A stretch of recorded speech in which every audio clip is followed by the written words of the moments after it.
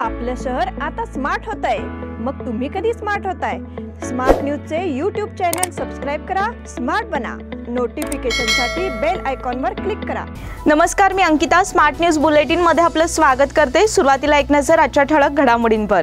आता शहराला महापौर निवडीचे वेध।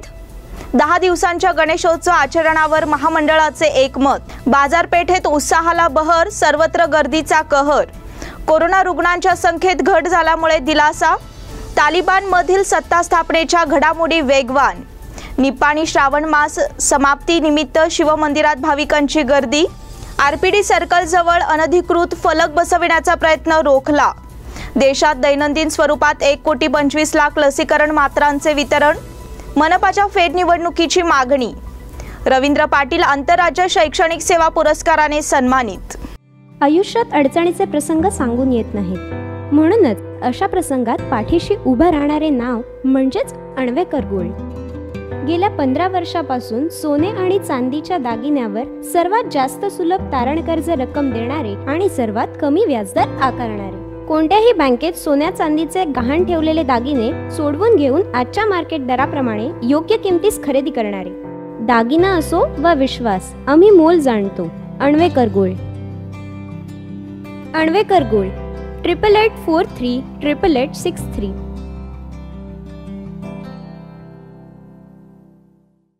आणि आता पाहूयात सविस्तर बातम्या। महानगरपालिका निवडणुकीचे निकाल सोमवारी हाती आले, त्यामुळे आता पुढील लक्ष महापौर निवडीकडे लागले आहे। भाजपने या निवडणुकीत सर्वाधिक म्हणजेच 35 जागा जिंकून स्पष्ट बहुमत मिळविले आहे। या स्पष्ट बहुमतामुळे बेळगाव मनपावर भाजपचा महापौर होणार आहे। महानगरपालिकेसाठी महापौर पद हे सामान्य गटाच्या नगरसेवकासाठी राखीव आहे, तर उपमहापौर पद हे सामान्य गट महिलेसाठी राखीव आहे। जिल्हाधिकारी एम.चे हिरेमठ यांनी ही माहिती जाहीर केली आहे। दिनांक 3 रोजी मनपासाठी मतदान घेण्यात आले होते। सोमवार दिनांक 6 रोजी मतमोजणी झाली, त्यावेळी भाजपने 35, काँग्रेसने 10, महाराष्ट्र एकीकरण समितीने 4, MIM पक्षाने 1 आणि अपक्ष उमेदवारांनी 8 जागा जिंकून मनपातील सभागृहाची रचना पूर्ण केली आहे। भाजपच्या नगरसेवकांचे संख्याबळ सर्वाधिक असल्यामुळे महापौरपदी उमेदवाराची निवड करण्यासाठी पक्षनेते कोणती भूमिका घेणार याकडे लक्ष लागले आहे। यासाठी पक्षनेत्यांच्या आदेशाकडे नगरसेवकांसह स्थानिक नेत्यांचे देखील लक्ष लागले आहे। 10 दिवसांच्या गणेशोत्सव आचरणावर महामंडळांचे एकमत।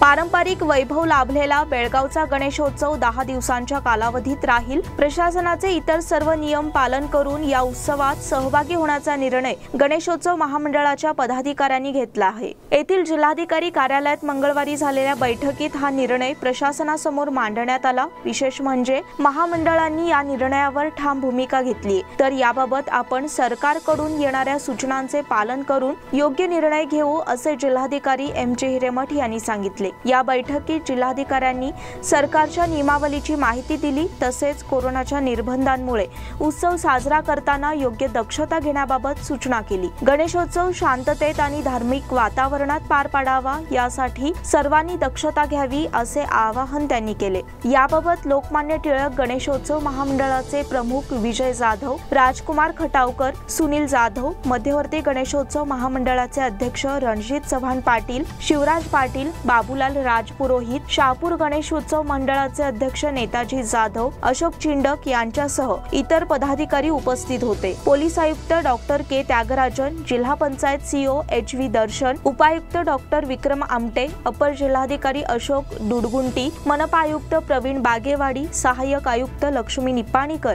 आणि इतर अधिकारी उपस्थित होते। बाजारपेठेत खरेदीसाठी सुरू झाली गर्दी। सणासुदीचे दिवस म्हणजे नागरिकांच्या गर्दीला उधाण हे ठरलेले आहे। गणेशोत्सव 2 दिवसावर येऊन ठेपल्यामुळे आता गणरायाच्या स्वागताची तयारी सुरू झाली आहे। बाजारपेठेत उत्साहाला बहर आला असून सर्वत्र गर्दीचा कहर होऊ लागला आहे। गणरायाच्या आगमनासाठी लागणाऱ्या अनेक प्रकारच्या चीज वस्तू आणि सामग्रीची खरेदी सुरू झाली आहे, त्यामुळे शहर परिसराच्या मध्यवर्ती बाजारपेठेत जल्लोषपूर्ण वातावरण दिसून येऊ लागले आहे।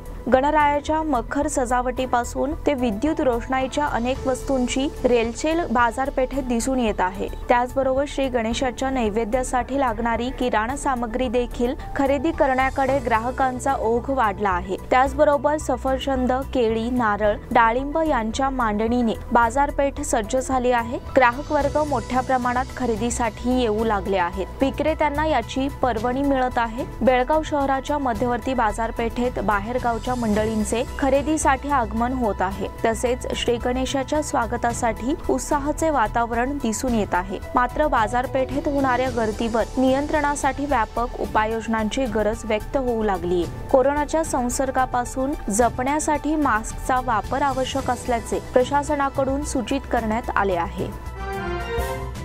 कोरोना रुग्णांच्या संख्येत घट झाल्यामुळे दिलासा।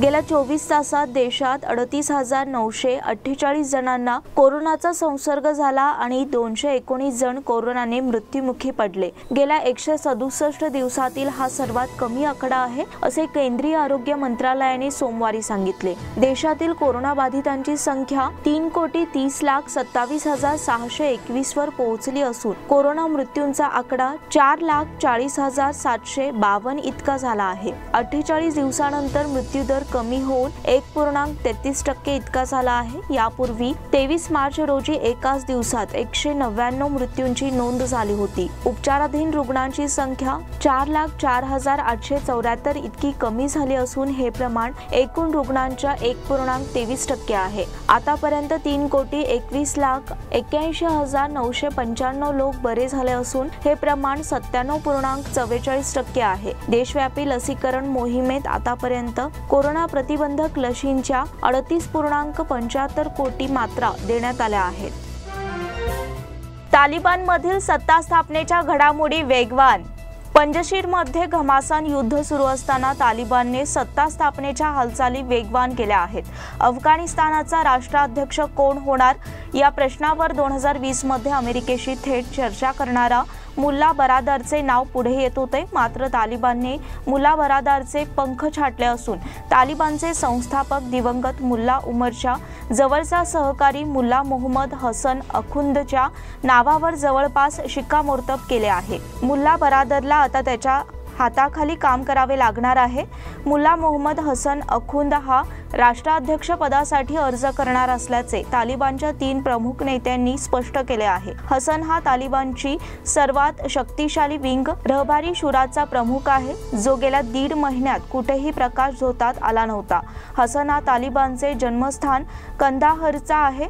दहशतवादी आंदोलनाच्या संस्थापकांपैकी एक आहे।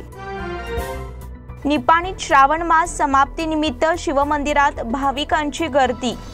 महिन्याचा अखेरचा दिवस आणि शेवटचा सोमवार याचे औचित्य साधून निपाणीतील शिवमंदिरामध्ये दैदिप्यमान रोषणाई करण्यात आली होती। शेवटचा सोमवार असल्याने शिवभक्तांनी दर्शनासाठी मंदिरात मोठी गर्दी केली असल्याचे चित्र पाहावयास मिळाले। श्रावण सोमवार केल्याने सर्वांच्या मनोकामना पूर्ण होतात अशी भक्तांची श्रद्धा आहे। त्यामुळे अनेक भक्त श्रावण महिना उपवास श्रावणी करताना दिसून येतात। याचे पालन श्रद्धाळू भाविकांनी केले। आरपीडी सर्कल जवळ अनधिकृत फलक बसविण्याचा प्रयत्न रोखला। टिळकवाडीतील आरपीडी सर्कल येथे काही संघटनेच्या कार्यकर्त्यांनी एका अनधिकृत फलकाची स्थापना करण्याचा प्रकार मंगळवारी सकाळी केला होता। मात्र पोलिसांनी सदर फलक हटवून अनधिकृत प्रकार रोखण्याची कामगिरी केली। महानगरपालिका निवडणुकीची मतमोजणी संपताच कन्नड संघटनांनी हा प्रकार केल्यामुळे तीव्र नाराजी व्यक्त केली। सदर प्रकाराबद्दल नागरिकातून नाराजी उमटली असून मनपाच्या नव्या सभागृहाने शहरात उघडणारे असे अनधिकृत प्रकार रोखण्यासाठी कृतिशील पावले उचलावीत अशी मागणी होत आहे। देशात दैनंदिन स्वरूपात 1,25,00,000 लसीकरण मात्रांचे वितरण।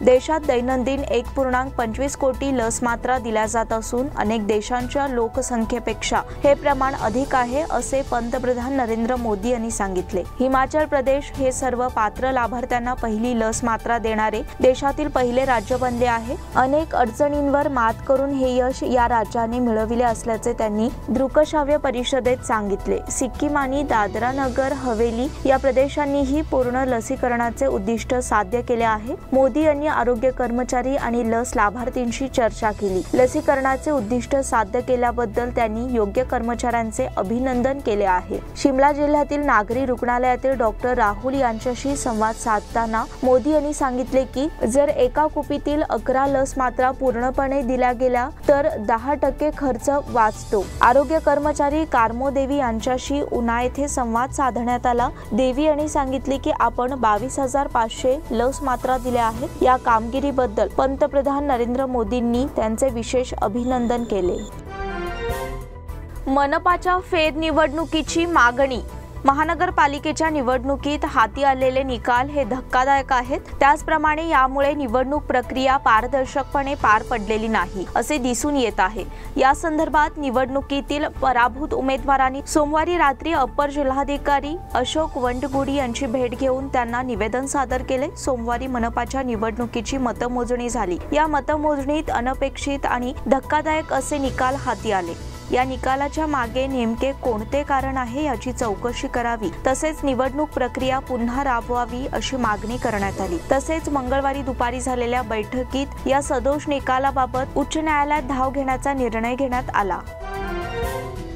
रवींद्र पाटील आंतरराज्य शैक्षणिक सेवा पुरस्काराने सन्मानित। चिकोडी येथील नॅशनल रूरल डेव्हलपमेंट फाउंडेशन आणि health and nature development society Belgaum यांच्या वतीने नुकताच आंतरराज्य पुरस्कार वितरण सोहळा माजी केंद्रीय मंत्री रत्नमाला सावनूर यांच्या अध्यक्षतेखाली उत्साहात संपन्न झाला। शिक्षक दिनाचे औचित्य साधून पुरस्कार प्रदान करण्यात आले। सीमा कवी आणि तज्ञ स्नेही रवींद्र पाटील यांना आंतरराज्य शैक्षणिक सेवा पुरस्कार प्रदान करताना गुलबर्गा जिल्हा पोलीस प्रमुख डॉक्टर मेघण्णावर यांच्या हस्ते देण्यात आला। यावेळी माजी केंद्रीय मंत्री रत्नमाला सावनूर, सांगली महापौर सूर्यवंशी, उद्योगपती सुरेशदादा पाटील, अरविंद घट्टी आणि परशुराम वडर व्यासपीठावर उपस्थित होते। रवींद्र पाटील सर सध्या मराठी विषयाचे सहशिक्षक म्हणून राजश्री शाहू माध्यमिक विद्यालय शिन्नोळी, तालुका चंदगड, जिल्हा कोल्हापूर येथे 20 वर्षे कार्यरत आहेत। त्यांचे गाव बेळगाव तालुक्यातील कुद्रेमणी आहे। या बुलेटिन मधील पुढील बातम्या छोट्याशा विश्रांतीनंतर। Poddar brothers jewellers, a perfect blend of traditional and modern jewelry in North Karnataka, Goa and southern Maharashtra, serving since 5 generations.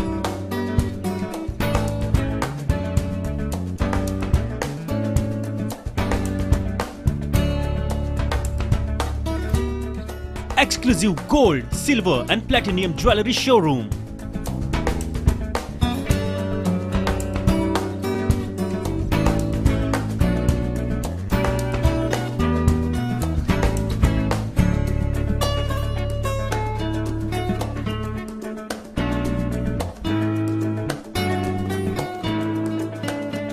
Poddar Brothers, Poddar Sons and Grandsons. Khade Bazar, Belgaum. Call is on 0831 240 5550 or 51 or 52 or 53. Visit us at www.poddarjewelers.com. बेलगाम वासियों के पसंद में उतरा उड़ान बार end restaurant. Social distancing का ख्याल रखते हुए हमारा स्टाफ देता है बेहतरीन सर्विस का विश्वास। यहां है पार्टी और फंक्शन के लिए 3 आलीशान हॉल, कारपोरेट डिनर मीटिंग के लिए 3 अलग कक्ष, आईपीएल मैच देखने के लिए 3 बड़े स्क्रीन की विशेष सुविधा। इसके साथ ही साफ सुथरा किचन जहां हमारा वेल क्वालिफाइड स्टाफ देता है क्वालिटी और हाइजीनिक फूड की गारंटी। तो फिर खाने की हो बात तो आना परिवार के साथ। उड़ान बार एंड रेस्टोरेंट, लिंगराज कॉलेज के पास, बेलगावी। फोन 0831 243577। विश्रांतीनंतर पुन्हा एकदा आपले स्वागत। तातडीच्या दुरुस्ती कामानिमित्त बेळगाव शहर परिसरात बुधवार दिनांक 8 रोजी सकाळी 10 ते सायंकाळी 5:30 पर्यंत वीज पुरवठा खंडित करण्यात येणार असल्याची माहिती हेस्कॉम कार्यकारी अभियंत्यांकडून देण्यात आली आहे। भाजी मार्केट, किल्ला, पाटील गल्ली, भांदूर गल्ली, तहसीलदार गल्ली, रविवार पेठ, अनंतशयन गल्ली, कुलकर्णी गल्ली, शेरी गल्ली, फुलबाग गल्ली, मठ गल्ली, कलमठ गल्ली, IB, मध्यवर्ती बस स्थानक, शेट्टी गल्ली, चव्हाट गल्ली, नाना पाटील चौक, दरबार गल्ली, जालगार गल्ली, कसाई गल्ली, कीर्ती हॉटेल, फॉरेस्ट ऑफिस, RTO, कोतवाल गल्ली, खडे बाजार, भेंडी बाजार, पांगुळ गल्ली, मेणसे गल्ली, भोवी गल्ली, माळी गल्ली, कलाई गल्ली, खंजर गल्ली, कचेरी रोड, आझाद नगर, जुने गांधीनगर, दीपक गल्ली, मारुती नगर, बसवन कुडशी, देवराज अरस कॉलनी भागात वीज पुरवठा खंडित राहणार आहे. यंदा 5,000 शिक्षकांची भरती करणार मुख्यमंत्री. यावर्षी 5,000 शिक्षकांची भरती केली जाणार असल्याची घोषणा मुख्यमंत्री बसवराज बोम्मई यांनी केली. विधानसौधमध्ये आयोजित राज्यस्तरीय आदर्श शिक्षक पुरस्कार वितरण समारंभात ते बोलत होते. ते म्हणाले, प्राथमिक आणि माध्यमिक शिक्षण मंत्री BC नागेश यांनी शिक्षक भरतीचा विषय आपल्यासमोर मांडला होता. शिक्षकांअभावी अध्यापनात अडचणी येत आहेत. शिक्षण व्यवस्थेत होणाऱ्या बदलानुसार अध्यापनाची गरज आहे. त्याकरिता आवश्यक ठिकाणी शिक्षक भरती केली जाईल. सध्याचा प्रवास ज्ञानाकडून विज्ञानाकडे, विज्ञानाकडून तंत्रज्ञानाकडे आणि तंत्रज्ञानाकडून सॉफ्टवेअरकडे सुरू आहे. शिक्षकांनी बदलत्या व्यवस्थेशी जुळवून घेऊन अध्यापन करावे. स्वतःमध्ये बदल करून घेणारेच यापुढे प्रभावी शिक्षक ठरतील. प्रश्न पडला की त्याचे उत्तर शोधण्याची उत्सुकता विद्यार्थ्यात निर्माण करण्याचे कार्य शिक्षकांनी करावे, असे आवाहन बोम्मई यांनी केले. महामंडळ नियुक्त्यांचे बोम्मईंसमोर आवाहन. मंत्रिमंडळ विस्तार आणि पुनर्रचनेनंतर आता मुख्यमंत्री बसवराज बोम्मई यांना प्राधिकरण महामंडळ अध्यक्ष उपाध्यक्ष पद नियुक्तीला सामोरे जावे लागणार आहे. या नियुक्त्या लवकरात लवकर करण्याची सूचना पक्षश्रेष्ठींनी मुख्यमंत्र्यांना दिल्याची माहिती मिळाली आहे. साधे व्यक्तिमत्व, स्वच्छ राजकारणांमुळे मुख्यमंत्री बसवराज बोम्मई यांनी मंत्रिमंडळ विस्तारानंतर निर्माण झालेला वाद कौशल्यांनी मिटवला. आता त्यांना महामंडळ प्राधिकरण नियुक्त्यांच्या आव्हानाला सामोरे जावे लागणार आहे. राष्ट्रीय स्वयंसेवक संघाची पार्श्वभूमी, पक्षनिष्ठ कार्यकर्ता, पक्ष संघटनेत सक्रिय असणाऱ्यांची नियुक्ती महामंडळावर करण्याचा संदेश पक्षश्रेष्ठींनी बोम्मईंना रवाना केला आहे. पुढील विधानसभा निवडणूक डोळ्यासमोर ठेवून निर्णय घेण्याची सूचना बोम्मई यांना देण्यात आली आहे. मराठा लाईट इन्फंट्रीचा दीक्षांत समारंभ. मराठा लाईट इन्फंट्री देशातील सर्वात जुनी रेजिमेंट असून मराठा जवानांनी आजवरच्या इतिहासाची जाण ठेवून प्रत्येक जवानाने देशसेवा करावी, प्रसंगी देशाच्या संरक्षणासाठी बलिदान देण्यासही तयार राहावे, असे आवाहन मराठा लाईट इन्फंट्रीचे colonel of the regiment lieutenant colonel Asit Mistry यांनी केले. येथील मराठा लाईट इन्फंट्री रेजिमेंटल केंद्रात प्रशिक्षण पूर्ण केलेल्या जवानांचा दीक्षांत समारंभ सोमवारी केंद्रातील छत्रपती शिवाजी महाराज स्टेडियम मध्ये झाला. यावेळी प्रमुख पाहुणे म्हणून ते बोलत होते. समारंभात 537 जवानांनी तिरंग्याच्या साक्षीने देश रक्षणाची शपथ घेतली. तत्पूर्वी मराठा इन्फंट्री केंद्राचे कमांडंट ब्रिगेडियर रोहित चौधरी यांनी स्वागत केले. मेजर N श्रीराम यांच्या निरीक्षणाखाली जवान सचिन टिकळे यांनी परेडचे नेतृत्व केले. उत्कृष्टरित्या प्रशिक्षण पूर्ण केलेल्या जवानांना यावेळी पदक आणि ट्रॉफी देऊन गौरविले. अष्टपैलू जवान म्हणून नाईक यशवंत घाडगे, व्हिक्टोरिया क्रॉस पदक जवान वैभव नांदे यांना प्रदान करण्यात आले. प्रसंगी मराठा इन्फंट्रीतील अधिकारी, जवान आणि त्यांचे कुटुंबीय उपस्थित होते. भातकांडे स्कूल रोटरी क्लब तर्फे आंतरशालेय चित्रकला स्पर्धा. गणेशोत्सवाचे औचित्य साधून गजाननराव भातकांडे स्कूल आणि rotary club of Belgaum north यांच्या वतीने रविवार दिनांक 12 सप्टेंबर रोजी आंतरशालेय चित्रकला स्पर्धेचे आयोजन करण्यात आले आहे. स्पर्धेच्या अधिक माहितीसाठी खालील दिलेल्या मोबाईल क्रमांक 9008224866 किंवा 083124866656 क्रमांकावर संपर्क साधावा, असे आवाहन रोटरी अध्यक्षा संगीता ठाकूर, सेक्रेटरी विजय गाडवी, मुख्याध्यापक सुवर्णा खन्नूकर, आयोजकांच्या वतीने करण्यात आले आहे. पराभव, महिला उमेदवाराच्या घरावर दगडफेक.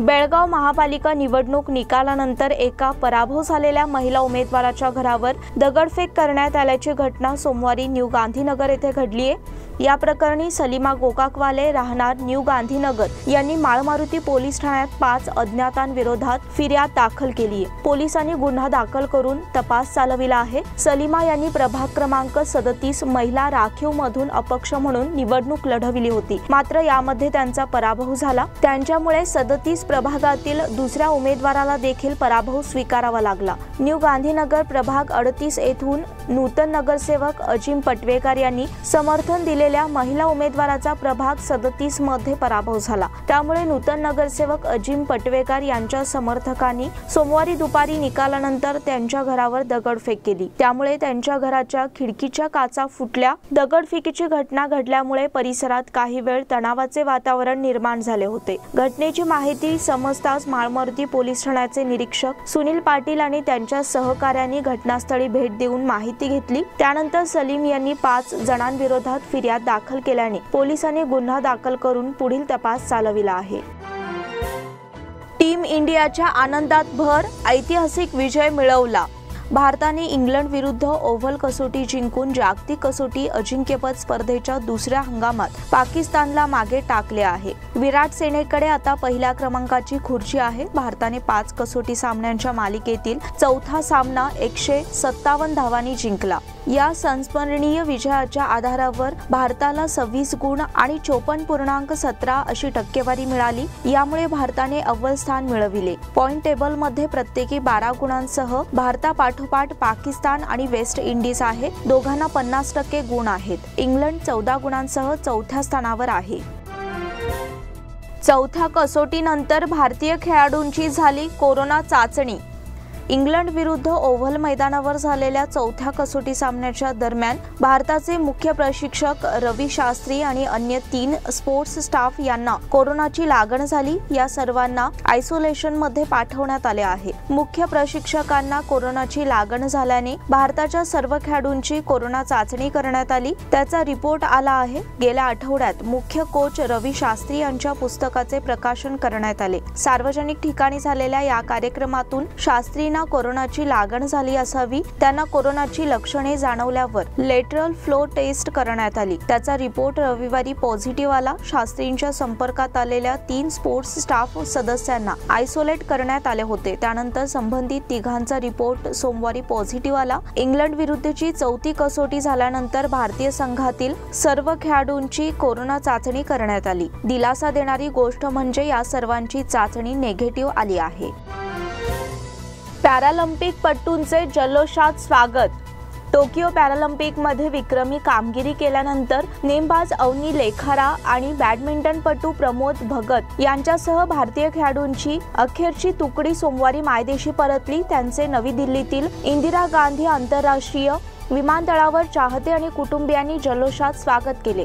भारताने यंदाच्या पॅरालिम्पिक स्पर्धात विक्रमी कामगिरी करताना 5 सुवर्ण पदकांसह एकूण 19 पदकांची कमाई केली। रविवारी टोकियो पॅरालिम्पिकची सांगता झाल्यावर सोमवारी भारतीय खेळाडूंचे मायदेशी आगमन झाले। भारतात दाखल होणाऱ्या अखेरच्या तुकडीत बॅडमिंटन, नेमबाजी आणि रिकव्ह तिरंदाजी क्रीडा प्रांतातील खेळाडूंचा समावेश होता। पॅरालिम्पिकमध्ये 2 पदके जिंकणारी पहिली महिला क्रीडा पट्टू अवनी लेखारा, सुवर्ण पदक विजेते प्रमोद भगत आणि कृष्णा नागर, रौप्य पदक जिंकणारा सुहास यथिराज तसेच सिंहराज अधाना आणि मनीष नरवाल या सुवर्ण पदक विजेत्या नेमबाजांसह अन्य खेळाडूंची झलक पाहण्यासाठी चाहत्यांनी गर्दी केली होती। पंतप्रधान मोदींकडून भारतीय क्रिकेट संघाचे अभिनंदन। भारताने इंग्लंडला चौथ्या कसोटी सामन्यात पराभूत करत मालिकेत 2-1 आघाडी घेतली आहे। ओव्हल मैदानात 50 वर्षांनंतर भारताने विजय मिळवला आहे। इंग्लंडमधील ओव्हल मैदानावर ऐतिहासिक विजय मिळवल्यानंतर पंतप्रधान नरेंद्र मोदी यांनी टीम इंडियाचं ट्विट करत अभिनंदन केलं आहे। हा विजय आणि देशातील लसीकरण मोहीम याची सांगड घालत त्यांनी टीम इंडियाचं कौतुक केलं आहे। देशात कोरोना लसीकरण मोहिमेत भारतानं नवा विक्रम प्रस्थापित केला आहे, तर दुसरीकडे भारतीय भारतीय क्रिकेट संघाने इंग्लंडच्या ओव्हर मैदानात इतिहास रचला आहे। या दोन्ही कामगिरी एकत्र करत पंतप्रधान नरेंद्र मोदी यांनी आनंद व्यक्त केला आहे। लसीकरणाच्या मोहिमेत आणि क्रिकेटच्या खेळपट्टीवर पुन्हा एकदा महान दिवस, नेहमीप्रमाणे भारत जिंकला असे ट्विट करत पंतप्रधान नरेंद्र मोदी यांनी सगळ्यांना व्हॅक्सिन मोफत व्हॅक्सिन असा हॅशटॅग टाकला आहे। याचबरोबर स्मार्ट न्यूजचे आजचे बुलेटिन इथेच संपले। धन्यवाद।